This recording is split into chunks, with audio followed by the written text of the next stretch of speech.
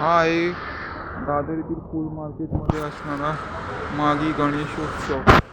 तर आता आपण गणपतीचे दर्शन घेऊया.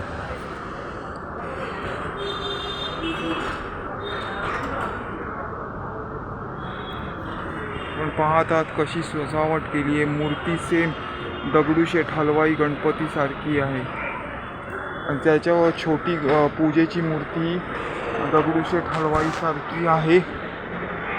पण बघतातच आहात आजूबाजूची सजावट.